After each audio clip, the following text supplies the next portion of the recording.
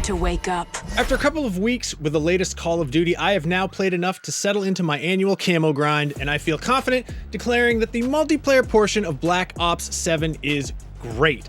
I've had an absolute blast thanks to solid maps, the awesome updated Omni-Move system, and the choice to play either skill-based or traditional matches. It is not without its flaws, however.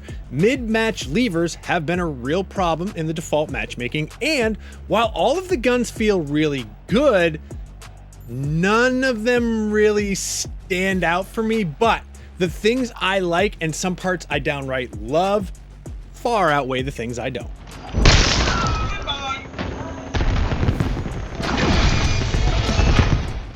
So, since skill-based matchmaking is the most contentious subject around this year's Call of Duty, I'm going to address it right here at the start. I believe swapping out skill-based matchmaking as the default setting is great, and also it sucks. It's a real Schrodinger's COD situation. The biggest win for everyone, however, is the fact that you have a choice. The freedom to switch between these modes whenever you want is fantastic, especially because I often found traditional non-skill-based matchmaking to be a very humbling and sometimes frustrating experience. First, a little background for those unaware. This year, Treyarch bucked tradition by having matchmaking lobbies where skill is minimally considered be the default, and the difference in terms of play experience is pretty substantial. You might find yourself in a lobby of complete boneheads who you can easily beat, or you might be paired with god tier players who dominate. And when that happens, it tends to not be very fun. There is something to be said, however, about playing against people above your skill level if you want to get better. You gotta do it. Michael Jordan didn't get so good at basketball by only practicing against a high school team. But on the flip side, I am the high school basketball player, and now I'm loading into a lobby with the 1996 Chicago Bulls. I love being able to learn from this superhuman level of play, but after a match or two of coming in dead last, I'm ready to find a new lobby. And I know I'm not the only one. I see at least one or two people drop out frequently in the default lobbies, and it feels like other players are getting frustrated faster and more consistently. In one extreme case, my team had multiple players of exceptional skill, and the other team just failed. By the end of the match, it was 6 versus 1, and it turned an exciting win into basically a huge letdown. This is something I have never seen happen in a COD before this one. Does this mean I think including non-skill-based matchmaking was a mistake? No, but only because you could still go back to the old style. I do hope Treyarch decides to flip which is the default in a post-launch patch, but at least we finally get to see what it's like after all these years of debate. The best part, though, is having both options means everyone can be happy. Just kidding, this is Call of Duty. There's gonna be unhappy people no matter what. All right, now that we got the boring stuff out of the way, let's talk about the guns. Black Ops 7 is the first COD I can think of where I haven't gravitated toward a single dominant weapon for my playstyle, but that's more of a testament to how they generally feel really good across the board, even if none of them give me that past feeling of, oh yeah, this is the one I'm gonna grind first. One surprise, though, is the Mark 78 LMG. I have always enjoyed the LMGs, but this one is ridiculous. I can score kills from halfway across a map like Retrieval with ease. It's kind of my favorite gun at the moment, and I expect some manner of nerf in the future, honestly. I feel the same way about the M8A1 marksman rifle. A well-aimed 3-round burst can usually dispatch an opponent with ease no matter where you are on the map. And if you've seen any of my past COD reviews, you know I hate sniper rifles and the people who use them. But for whatever reason, I'm actually enjoying the Shadow SK this time. It's fun and I'm good at it, which makes me naturally assume there's something wrong with it. The only disappointment are the SMGs, which don't seem to work at anything but super close range this year. I'm hoping when I get deep into my camo grinds, I'll find some combination that feels right, but for now, they're very uninspired. But here's the thing about Call of Duty. The guns are always baseline good. They figured this formula out a long time ago. With the exception of the SMGs, this relative equality of quality across the board is one of the more impressive parts of this series, even if it means I haven't found a standout daily driver for this year. It's ultimately a good problem to have. Oh no, I like almost all of these guns. Oh, boo-hoo, poor me. Going loud. All the cool Omni movement stuff from Black Ops 6 is back, and Black Ops 7 adds the ability to wall run and wall jump, which changes everything in the best possible way. When you come around a corner, you best be keeping an eye on the sky, friend, because the move now is for people to try and get the jump on one another, literally. It is a whole new axis you need to be aware of, and it seems like it should be overwhelming to try to keep track of, but it's not. It's actually awesome, especially when the situation is flipped and you fly out from behind a wall and dispatch an opponent before you even hit the ground. The maps are purposefully designed with this new system in mind, and Blackheart and Imprint in particular have spots where COD is practically begging you to wall run and jump. It doesn't feel tacked on or unnecessary either. It's as natural as any other movement on any other map in any other COD. It's just done so well, and in some ways legitimizes traditional bunny hopping. Now, instead of spamming jump like an idiot, you can parkour off the walls to both avoid getting hit and nail that perfect trick shot of your own. What I find technically impressive is I've yet to encounter any glitches or exploits to the improved Omni movement system. It seems like letting players bounce 30 feet in the air would expose some cracks in the geometry, but so far, so good. It does feel a little weird when you jump higher than the top of a structure, but there's an invisible wall that's keeping you from landing on it. I would love it if there were more areas that were only accessible with smartly timed jumps. Right now, there's a floating shipping container and exposure that requires good timing to reach. That's about the only one that immediately springs to mind. And getting to it is so fun. Timing your jumps with the sway of the container. Give us more hard to reach places, please. When it comes to modes, the 20v20 skirmish mode is the big new thing this year, but I don't think I'm gonna play any more of it post-review. The maps are too small for Warzone type play, but too big for the normal objective-based play. It's pure chaos, but not in a way I enjoy. Since you respawn from the air in a wingsuit, you're a prime target to get shot out of the sky and go right back into a 10-second cooldown to spawn again. On the flip side, if a sniper has you pinned down, you can just respawn and fly towards wherever they are and take them out. Either way, I can't figure out a strategic approach to skirmish that's any fun to me. I largely like to stick to the more traditional multiplayer modes that are back from last year, including Kill Confirmed, Domination, Hardpoint Control, Team Deathmatch. Team Deathmatch and Free-for-All remain my favorite modes of all because the objective is straightforward. Get as many kills as possible. I'm a simple man, simple tastes. When there's only one thing to do, there's less chance your team will screw it up, especially since my occasional frustration with objective-based modes in COD arises when people treat them like deathmatch anyway. For example, you might have a team in Hardpoint that completely dominates the field, scoring kill after kill, but also ignores holding the hard point, and you end up with a sour-tasting loss. It's not the case in Team Deathmatch or Free-for-All, where I can shut off my brain and focus on getting better with my weapons. That said, the new Overload option is definitely my favorite objective-based mode. It's basically capture the flag with an EMP device on the map that you have to pick up and run into the opposing team's zone. I really like this mode, especially on maps like Flagship. Unlike Skirmish, the chaos it produces is fun, and doing a diving leap into the enemy team's zone when you have the EMP is an excellent feeling. It's like a touchdown. Black Ops 7's first batch of multiplayer maps are really good.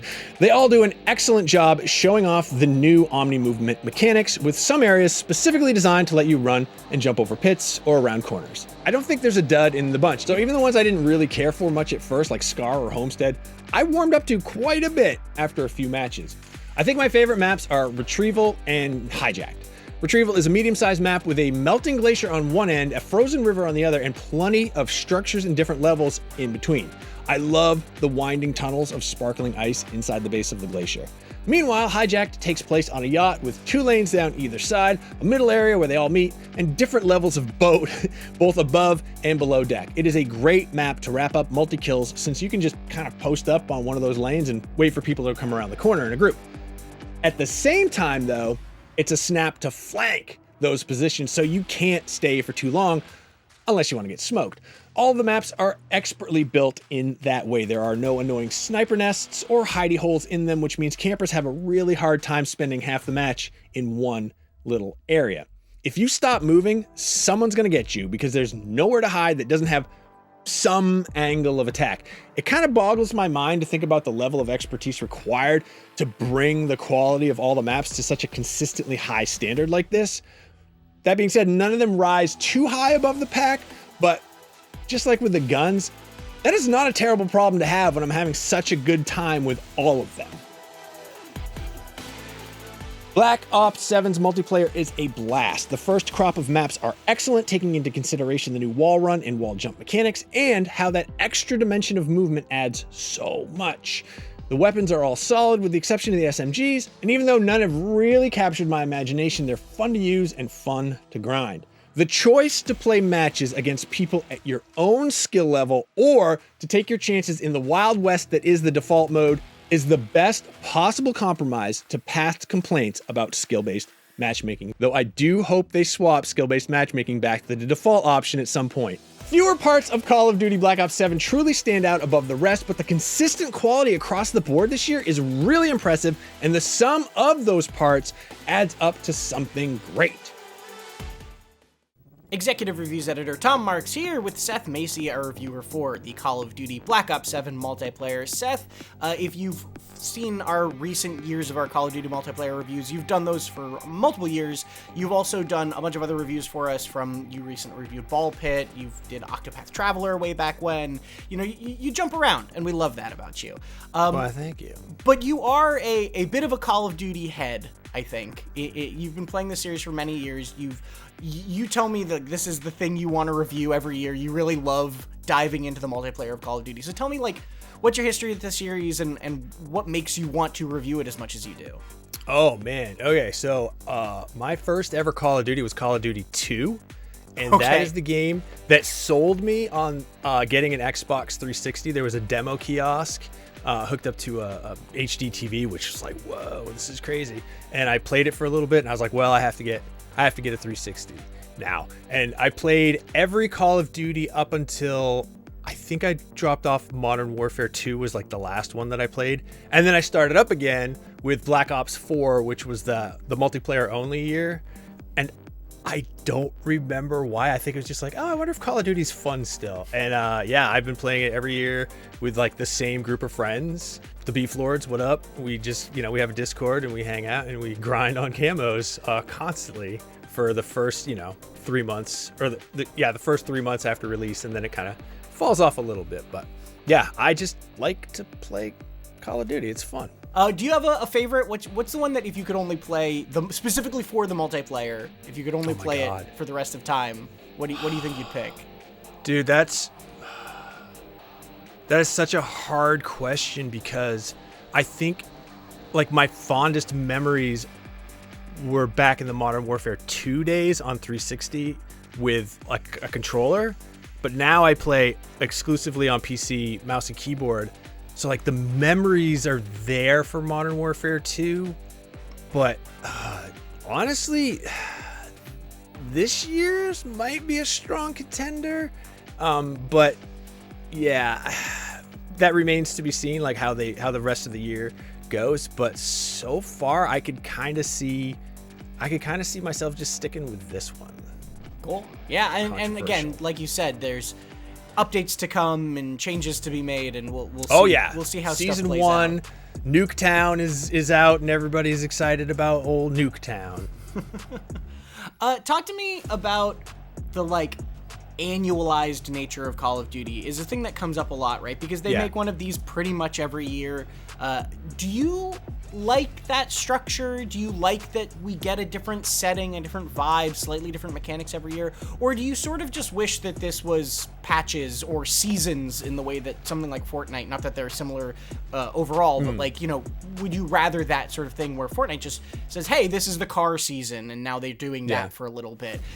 Would you rather see Call of Duty do that? It's tough because the game itself is like solid. The actual multiplayer gunplay, run around a map, shooting people, holding objectives, doing what you need to do, that is pretty much like dialed in to almost perfection. And it does feel like maybe we're at the point of diminishing returns as far as how different each one is. Like you said, though, they're never gonna do that. They make this game sells I don't know how it's gonna do this year because of the Battlefield ate up a lot of players, but in years past, Call of Duty would become the best-selling game of the entire year the month that it released. Like it comes out in November and it would sell more copies in that first month than all the other games did the entire time that they were out. So it's a big old cash machine. You know, you had some problems with this game. Obviously, you enjoyed it overall, but you mentioned some balance issues here and there with some certain guns, that sort of thing. What do you think? What's like the top of your list, your wish list for what you'd want this game to do in the next couple months with updates and patches? Ooh, I think the SMGs haven't done anything for me, and I would like to see those sort of shifted around, changed up a little bit. That's kind of like, after assault rifles, that's the class of weapon that I prefer to use the most. So I would like to see some of that. That's probably but that's like, it's such a minor thing. Oh, I'll tell you what, I know that for whatever reason last year everyone decided they hated skins. And I love those stupid, ridiculous skins. Like on Warzone, and last year I had Donatello, the Ninja Turtle. I love it when I'm in a squad and I hear Snoop Dogg like behind me go, "I got your back, homie." Like in Snoop Dogg's voice. Like, it's hilarious to me and it's ridiculous.